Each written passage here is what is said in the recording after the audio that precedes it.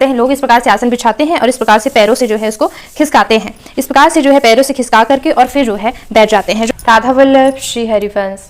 क्या आप जानते हैं कि जहाँ पर भी हम पूजा पाठ जप तप या फिर साधना करते हैं वहाँ पर हमारे पूजा की ऊर्जा उत्पन्न होती है। तो ये जो ऊर्जा होती है अगर हम एक विशेष विधि के द्वारा अपने ऊपर नहीं लेते हैं तो यह पूजा की ऊर्जा व्यर्थ हो जाती है, या फिर कहें कि पूजा का हमें आधा ही फल प्राप्त होता है। ग्रंथों में ऐसा भी वर्णन मिलता है कि अगर इस पूजा की ऊर्जा को अपने ऊपर ना लिया जाए तो आधा फल इंद्रदेव ले जाते हैं। इसकी एक विशेष विधि होती है, वो हम बताएंगे। तो ये जो पूजा की ऊर्जा उत्पन्न होती है इसे मतलब हमें ग्रहण करने के लिए हमारे और धरती के बीच जो है आसन का होना बहुत ही ज़्यादा ज़रूरी होता है। हम ज़्यादातर ध्यान नहीं देते हैं, कोई भी चीज़ किसी भी प्रकार का आसन रख करके और पूजा करने लग जाते हैं, जो कि ज़्यादा गलत होता है। क्योंकि हर एक पूजा के लिए अलग अलग आसन भी बताए गए हैं, जैसे कि तंत्र मंत्र के लिए अलग आसन, पितरों के लिए अगर आप पूजा कर रहे हैं तो उसके लिए अलग आसन, शुभ कार्यों के लिए अगर पूजा कर रहे हैं तो उसके लिए अलग आसन बताया गया है। तो इसी तरह से ये भी बताया गया है कि अगर आप गलत आसन लेते हैं तो किस आसन को लेने से कौन से दुख की प्राप्ति होती है, ये अलग अलग जो है वर्णन ग्रंथों में मिलते हैं। इस तरह से आसन से जुड़ी कुछ महत्वपूर्ण बातें और भी बहुत कुछ है आपकी जानकारी के लिए इस वीडियो में। तो चलिए शुरू करते हैं। आसन से संबंधित सबसे महत्वपूर्ण बात यह है कि हमें हमेशा अपना आसन बदलते नहीं रहना चाहिए कि इस पूजा के लिए ये आसन ले लो, उस पूजा के लिए वो ले लो, जिसका मिले जो ले लो, ऐसा नहीं होना चाहिए। हमें एक ही आसन हमारा अलग से होना चाहिए, उस पर बैठकर हम लंबे समय तक जो है पूजा करें। क्योंकि पूजा करते करते जप तप करते करते हमारा आसन भी सिद्ध हो जाता है। इसलिए जो है अपना आसन, यहाँ तक कि पति पत्नी का भी अलग आसन होना चाहिए।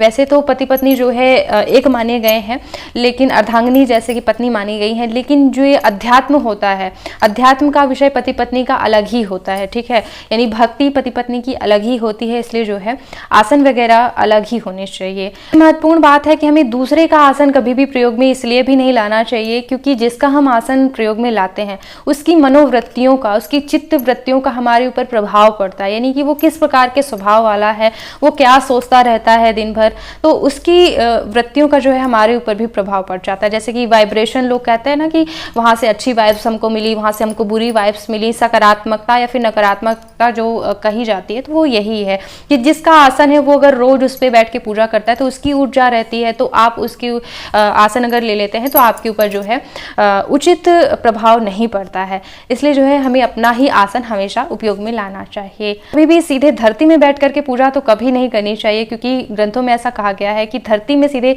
बैठ करके पूजा करने से जो है हमें दुखों की प्राप्ति होती है। अब बात कर लेते हैं कि किस चीज से बने आसन का प्रयोग हमें पूजा में करना चाहिए, कौन से कार्यों के लिए कौन सा आसन बताया गया है, शुभ कार्यों की पूजा में कौन सा आसन प्रयोग में लाया जाता है। तो जैसे कि यहाँ पे ये कुशा का आसन रखा हुआ है, ये बहुत ही ज्यादा शुभ माना जाता है पूजा के लिए।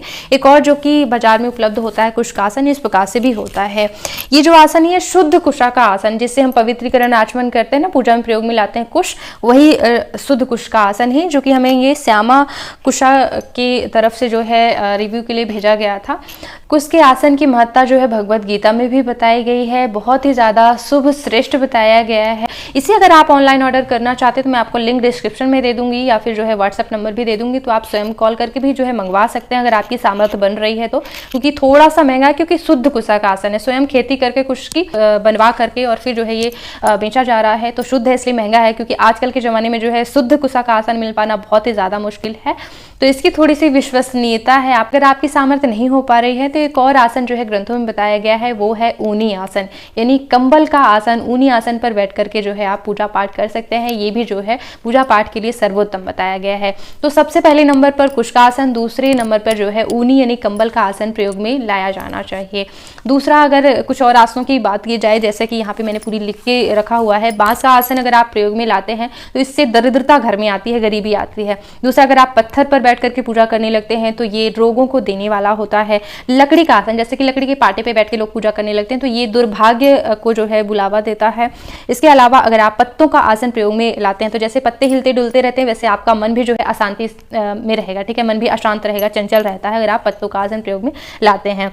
तो इसीलिए जो है शुभ कार्यों की पूजा में रेशम कंबल का आसन, दर्भासन कुशा के आसन को ही बोला जाता है।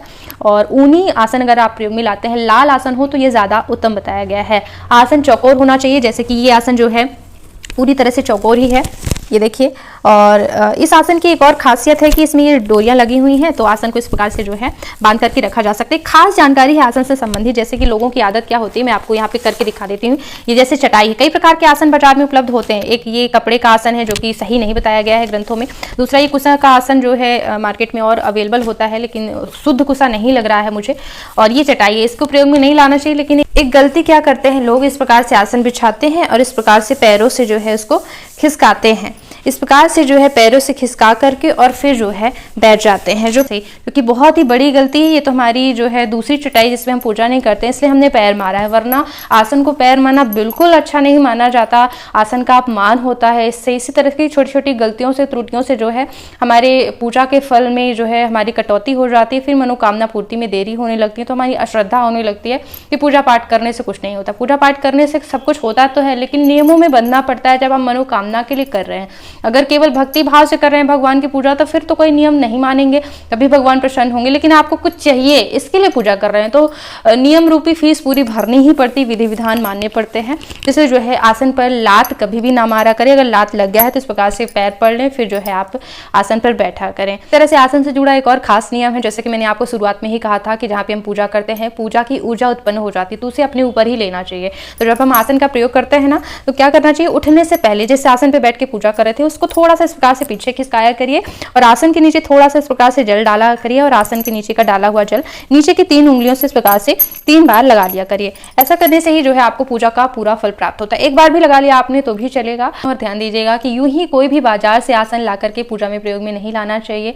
अगर कुछ का आसन उपलब्ध नहीं हो पा रहा है, फिर सामर्थ्य नहीं बन पा रही है, तो आप ऊनी आसन पर बैठ करके पूजा कर सकते हैं। महिलाएं तो स्वयं से भी, ऊन तो सभी के घर में उपलब्ध हो सकता है बाजार में आसानी से, स्वयं से भी जो है बना लेती हैं स्वेटर वगैरह, तो वो ऊनी आसन भी जो है अपने लिए बना सकती हैं। इस तरह से पूजा हमेशा हमें आसन पर बैठकर ही करना है। और एक बात का और ध्यान रखिएगा कि सब कुछ, सारी सामग्री तो हो गई, भगवान के लिए तरह तरह की चीजें हमने ला ली, लेकिन मन में अगर भाव ही ना रहा तो भगवान केवल भाव स्वीकार करते हैं, फिर जो है सामग्रियों का कोई महत्व उनके लिए नहीं होता है।